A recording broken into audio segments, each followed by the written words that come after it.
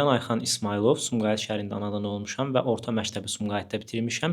2023-cü ildə isə Azərbaycan Dillər Universiteti Beynəlxalq Münasibətlər Tədris İngiliscə ixtisasına daxil olmuşam. Növbəti sualım bu olacaq ki, bu ixtisası oxuyan tələbələr üçün xarici imkanlar və yaxud da ki, mübadilə proqramları kimi məsələlər varmı və yaxud da ki, siz bu məsələlər haqqında araşdırmısınızmı?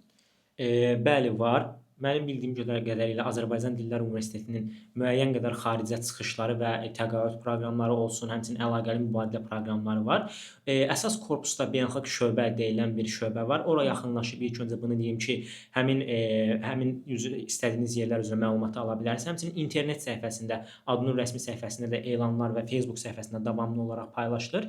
İlk öncə Erasmus Plus proqramı var idi. Çox təəssüf ki, 2025-ci ildə müəyyən qədər ləğvlərə uğradı deyə bilərik.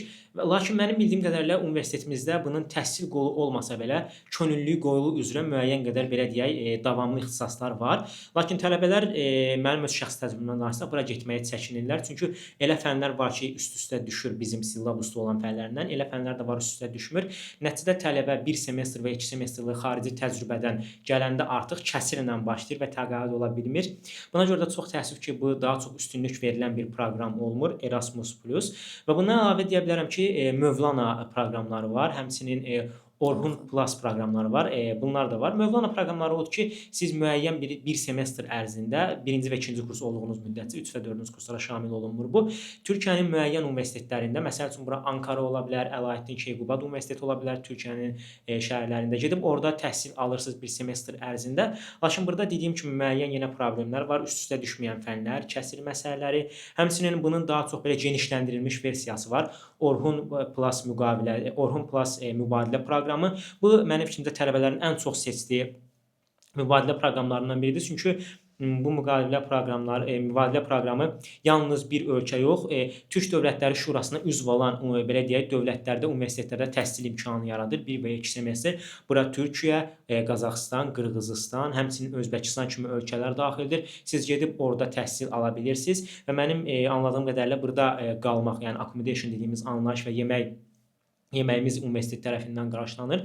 Çox unikal bir təcrübə olaraq adlandırardım. Lakin yenə də tələbələrin öz şəxsi seçimindən asılıdır. Dediyim kimi kəsir məsələləri çox önəmlidir. Həmçinin Türk Dövlətləri Təşkilatına üzv olan hər hansı bir universitetdə təhsil alarkən adı və həmin universitetin belə deyək, təhsil proqramı, tədris prosesi biraz fərqli ola bilər və kultural bir şok keçirə bilər tələbə. Ona görə də daha çox araşdırılmasının və şəxsi individual dəyər verilməsinin tərəfdarıyam.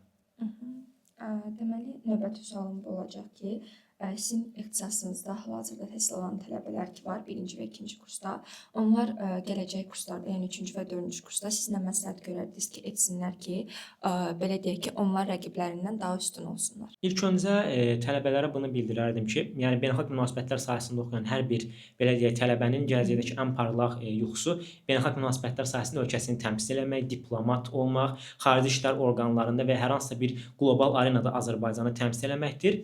Lakin dediyim kimi reallıq biraz sərt görsənir, çünki bu sahədə dəhşət bir rəqabət var və mənim düşündüyüm qədərilə tələbənin dil biliyi, onun belə deyək, müəyyən faktorlara təsir eləyir. İngilis dilini bilməyi mənim fikrimcə arzu olunandır və həmçinin rus dili və ya əlavə bir dil olaraq alman və ya fransız dili seçilmədən asılı olaraq bilinməsi onu məcburdur. Çünki ingilis dili artıq bildirdiyim kimi indiki dövrdə hər hansısa bir sahədə üstünlük yox, əslində minimum bir zəmin olaraq insanlardan tələb olunur. Bundan əlavə olaraq tələbələrə mən onu məsləhət görmək istəyərdim ki, tələbə olacaq abituriyentlərə universitet vaxtlarını düzgün dəyərləndirsinlər. Yəni özləri ilk öncə auditoriya otaqlarından böyüdülər. Qətiyyən auditoriya otaqlarındakı seminarlar, mühazirələr, zəif cavablar və ya aşağı qiymətlərdən qorxmasınlar.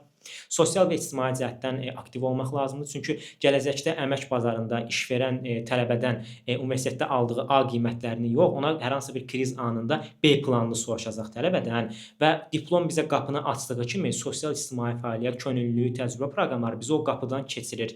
Yəni yalnız belə deyə beynəlxalq münasibətlər və ya hər hansı bir ixtisas üzrə oxuyarkən nəzəri biliklərlə kifayətlənmək lazım deyil. Hər hansı bir könüllü təşkilatına qoşulmaq lazımdır. Hər hansı bir layihə yazmaq olar. Gənclər və İdman Nazirliyinin Gənclər Fondunun qrantlar elan olunur. Həmçinin məqalələr yaza bilər. Tələbə öz maraqlarını belə deyək, öz maraqlarını kəşf eləməlidir universitet dövründə və həmin sahə üzrə özünə investisiya qoymalıdır. Özünü inkişaf elətdirməlidir ki, gələcəkdə artıq əmək bazarına inteqrasiya olanda digər sıravi namizədlərdən fərqlənə bilsin. Təcrübə proqramları olaraq mən ilk öncə onu bildirmək istəyirəm ki, könüllü kimi bəzi yerləri məsləhət görərəm. Daha çox Xarici İşlər Nazirliyinin nəzdində Xarici İşlər Könüllüləri, Xarici İşlər Nazirliyi könüllüləri var. Bu quruma tələbə müraciət eləyə bilər ki, ixtisası üzrə çox ideal bir könüllü şansıdır. Mənim özümün şəxsi təcrübəmdən Dövlət Diaspora üzrə İş Komitəsində könüllü olmuşam və həqiqətən könüllü olduğum 6 ay ərzində çox məlumat əldə edib dostlar qazanmışam. Diaspora Komitəsində öz şəxsi təcrübəmdən məsləhət görərdim. Həmçinin beynəlxalq tədbirlər olur ki, bura artıq keçmişdə qalan COP29, World Telecommunication Development Conference, həmçinin gələcək olan WUF kimi biraz daha beynəlxalq miqyaslı tədbirlərdə müraciət edib könüllü olmaq şanslarını dəyərləndirə bilərlər.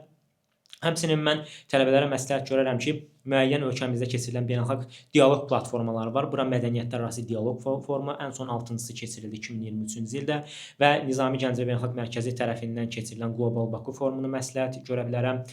Bundan əlavə olaraq mənim bildirmədiyim bir çox platforma və könüllülük ola bilər, lakin mənim məsləhətim odur ki, daha çox ixtisasa uyğun gələni seçsinlər ki, daha sonra üstün cəhətlərini görsünlər. Bundan əlavə olaraq tələbə daha çox belə deyək öz analitik və kritik bacarıqlarını da inkişaf elətdirməlidir, tənqidi bacarıqlarını. Bura müxtəlif analitik mərkəzlər ola bilər.